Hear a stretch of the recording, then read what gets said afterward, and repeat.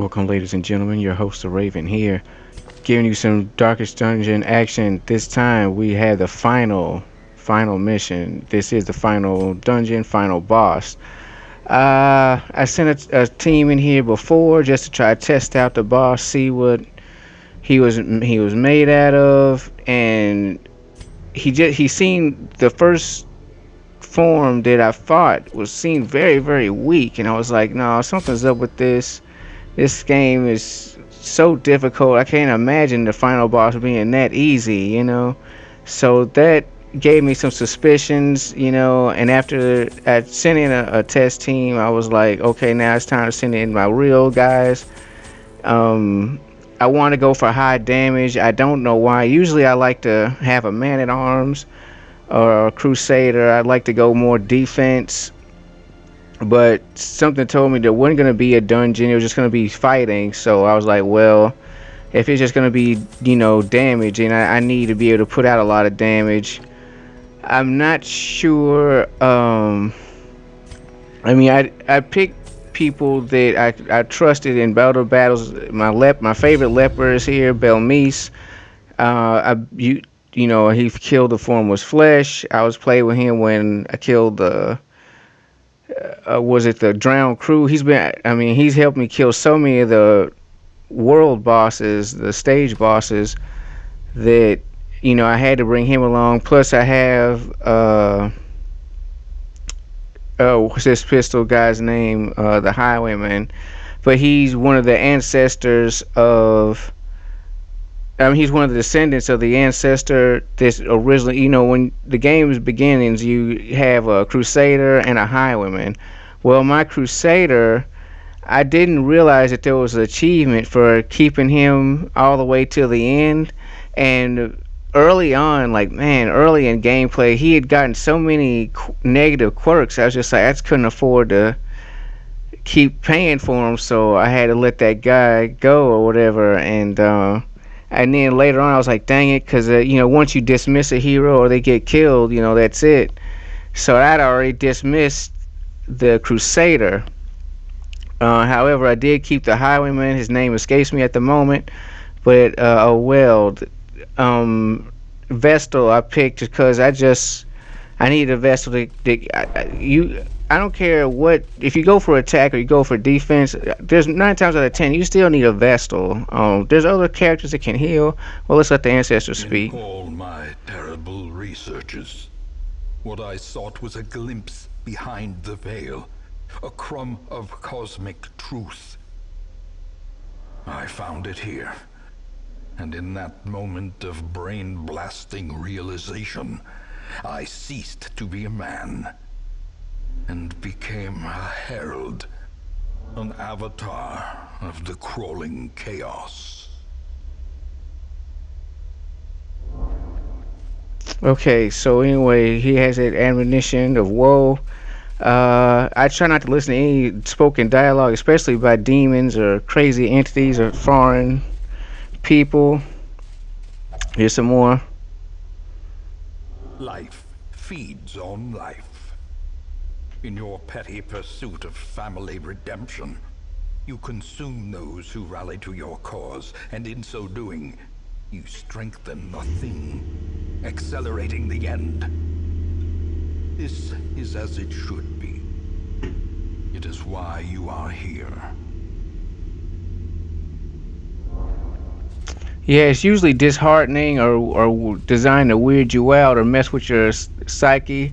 Generally get you off focus, so and it's frightening stuff, if you really think about it. And it's one of the things I enjoy the most about this game. We got more Ancestor right here. We are chained here forever, you and I, at the end of the world. Free yourself, rouse the thing, and embrace the ineffable cosmic hideousness that lives within us all. Yeah, it's the story. That's one about the story, the combat, the artwork, all those combined just to make this an awesome game. The difficulty, I don't know, it's a love-hate relationship. But anyway, here we go, first boss. You still foolishly consider yourself an entity separate And from it's the the whole. Ancestor. If I you know when you better. in the first dungeon, when you go inside the I darkest dungeon, there's these will guys wearing these show robes, you. and underneath it they're like tentacle monsters or whatever. So when I first saw this, I was thinking, I bet you he's just a bunch of monsters underneath these robes or whatever. And as you can see, when that'll be the truth. As you defeat his clones that look exactly like him, he'll make mistakes sometimes, and he'll bring an imperfect clone out. And if you kill one of the imperfect clones, his main form suffers damage. You cannot do any damage to his ancestor form, who takes up. He's in the third position now, but he starts off in the fourth. He always puts himself in the fourth when he depending on how many clones he makes. He usually makes two more. So anyway, he's in fourth rank. He's invincible to all attacks, immune to everything. The only way to damage him is to kill off the webby, nasty looking, eldritch, bug-eyed, monstrosity version. If you kill one of those, that will destroy that'll damage the main body. So anyways, you can see, making short work of these guys. This is a high damage team. I just wanted, like, not so much of a glass cannon. Their defense is in the fact that they have powerful healing to back them up. They may take hard hits, but I can patch them up really quickly. I was kind of thinking maybe I should have got a Hellion in place of maybe the Bounty Hunter, because that boosting of self-boosting of damage plus self healing, like the leper can self heal. I think that would have came more in handy. But hey, you only you're going into like this. I knew about this fight, this version of him, but I never got past. I didn't let the team get past this far because I didn't have my video. I didn't have my camcorder rolling. And if I had won with that team, I would already lost so much footage because I had started the fight already, and I didn't want that to happen. So anyway, I was familiar with this, but past this form, I just have no idea what to expect. But something told me that he was going to start dealing a lot more damage, because usually that's the big surprise, damage boost. Or they could do something to wreck your team by group stuns or things of that nature. So anyways, you can see as we're taking out those nasty slimy versions, bam, there goes another one. The main guy, that's how he takes damage. So any other attack, any other method of trying to defeat him is useless. It will not work. Don't do it. It pays to kill off the perfect looking clones also, because the more spots there are open, the more chance he has to bring out the imperfect ones. And when he brings out the more imperfect ones he brings out, bam, the weaker he gets, the more opportunity you have to kill him. So anyway, you're in a damage race. It's very slow now, but that's what this whole match is. You're in a damage race from this match on to the final form. It's your damage output versus his, and it's insidious. It's like a roller coaster. It starts off slow, like lumbering up the track, then it slowly goes over that first hill, then it goes like really, really fast, because every form does more and more and more damage. And I didn't know what to expect. So anyway, we killed off this first one. Now this was brand new to me. He's doubled in size, the original guy. These masses of darkness, it just says absolute nothingness. Just looking at him, 99 dodge, all these stats maxed out, 500% stun, blight, bleed. There's nothing you can do to them.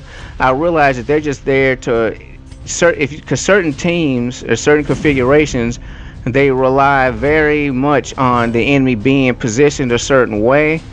And with these nothingness things, what those do is like they cancel out moves. Like if characters only have moves that hit the certain rank, and then nothingness is there, you're just wasting your turn. So anyway, luckily the Ancestor himself isn't too difficult to manipulate. He can be stunned. He can move skills can work against him. Once again, when you got him near you, put heavy damage on him. He has a lot of hit points now. Now he has 252 hit points, I believe, or something like that. Now he has the hit points that are about the level of a world boss like the Swine King, the champion. I mean, the Swine God. Um, all the champion level bosses. Around that like 200 something, 250 points. So still nothing frightening, but you're wondering what's next because that nothingness is like that. If you walking in here for the first time and your party just happens to be one that relies on certain positioning, and you walk into this, I mean you probably won't walk out. It's like your team is just not doing any damage while this guy's like nailing people with debuffs and status problems or whatever. But anyway, high crit, high damage. I figured it's either him or us, so it has to be him. As you can see, I like the way he looks when he takes damage or attack. It's like he's just studying it, like, oh, okay, this is what you got. And it just, wow, that's so awesome. It's like you're doing your best against this monster. And here I was trying to get them to switch positions, but it doesn't work that way. It didn't work against the nothingness or whatever. But that unmake them all. The moves he does, the physical damage attacks he does, reform their flesh and unmake them all. Like, it just looks so painful. Like, oh my gosh, man! Imagine being in a fight and you're trapped in a no escape one-on-one battle with this monster, you know what I mean? And then like that's happening and you're losing, it's like, wow. So anyway, here I'm figuring out what should I do.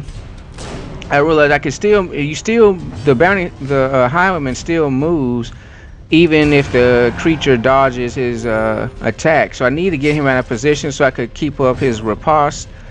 The highwayman does a lot of damage just with counterattacks, and but you have to trigger him using a move. So I gotta get him back in position. It's easy to get out of rhythm. Long fights can do that. Your focus slips. It's different. You imagine different things. You're trying to rebuff this or redo that. And look at that. Ugh, crit 21.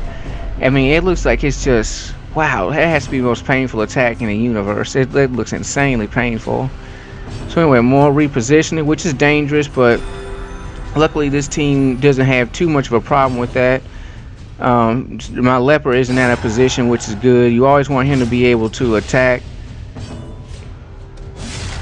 and putting out consistent damage, but it still feels like it's slow going, like, because you're so nervous. You're just like, oh my gosh, crit already. All you want to see is crit. You just want to see this guy go down in like 2 or 3 hits or whatever.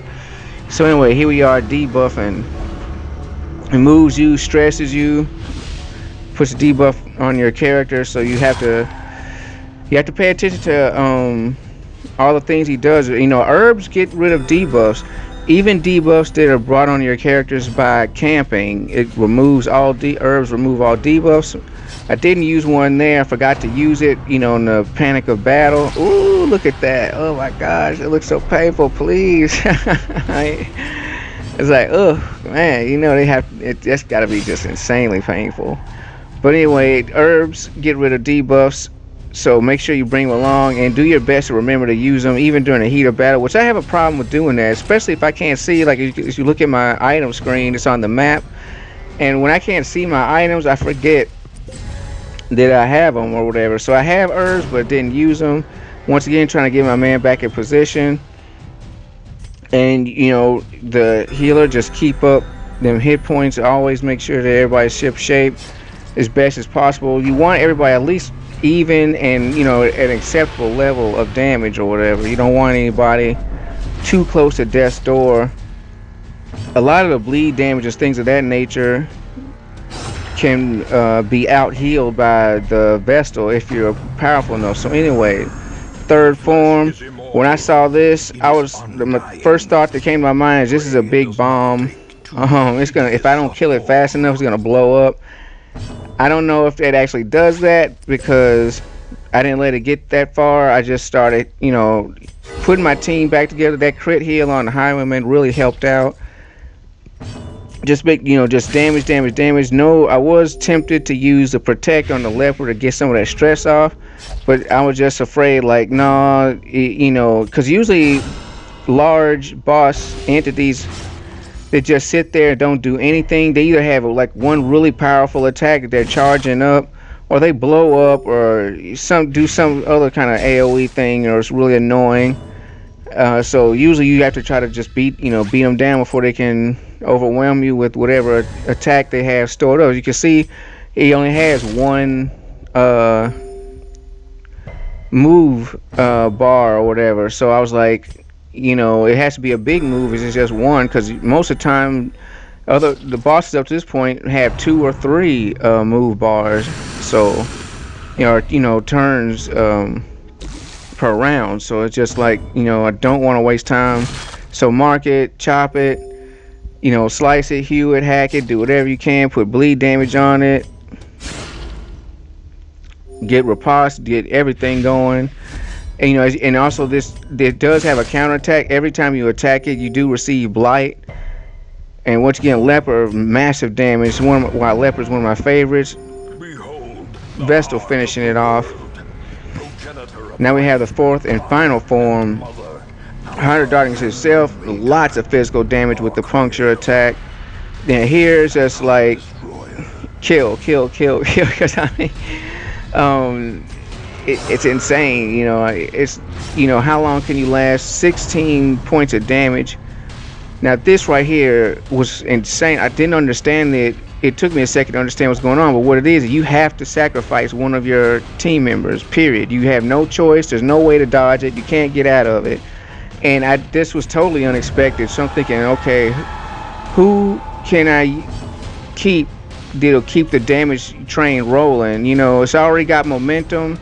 Luckily the Heart of Darkness does start off with some damage on it already from all the previous fights, I guess, combined and have to change form. It starts off already damaged, so I'm thinking, who can keep this damage train rolling? And I kept the Vestal because she'll keep everybody alive, the people who are alive. And I knew that Highwayman and Leper just put out so much damage. I was like, no, I want them two going. So this time I picked the Vestal because I knew it was a damage race. I needed damage done. And right here, this is when I was like, oh crap, because stun, death door, no hit points, he's blighted, he's almost dead, period. So I feel like at this point I lost the Vestal and I'm going to lose a Highwayman. He's not going to even do the damage that I kept him here alive for, So, but you have to keep going. You can't go backwards. So anyway, strike with the leper, bleed damage doing a lot. And this right here is just pure stress, no physical damage. And I was lucky so far he didn't get a death door attack, and then crit from Belmise, crit from the leper, ends it, puts it all down. Unbelievable. Stun. Victory. A hollow and ridiculous notion. We are born of this thing, made from it, and we will be returned to it in time. The great family of man. A profusion of errant flesh, multiplying, swarming, living, dying, until the stars align in their inexorable formation, and what sleeps is roused once more. To hatch from this fragile shell of earth and rock, and bring our inescapable end. So seek solace in a manner befitting your lineage, and take up your nugatory vigil, haunted forever by that sickening prose echoing through the infinite blackness of space and time.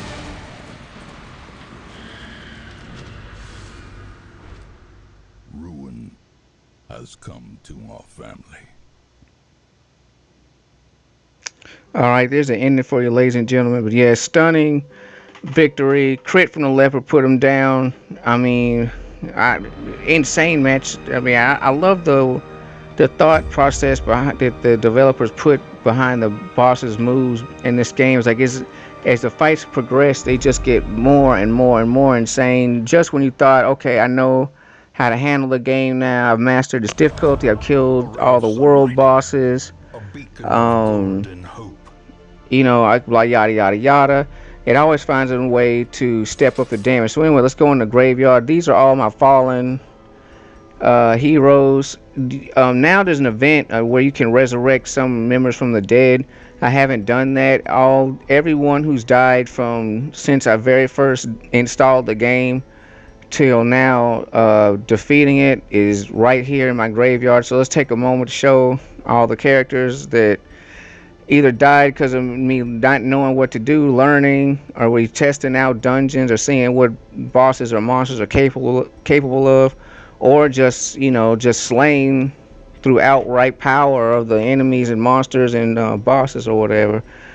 So anyway, just a lot of characters. I try to keep deaths down to a minimum, but sooner or later you're gonna make a mistake and you're gonna lose some heroes. So anyway, that's Darkest Dungeon for you. I'm your host, Raven. Don't forget to hit that like button. If you're not subscribed, go ahead and subscribe. I appreciate you watching and have a great day.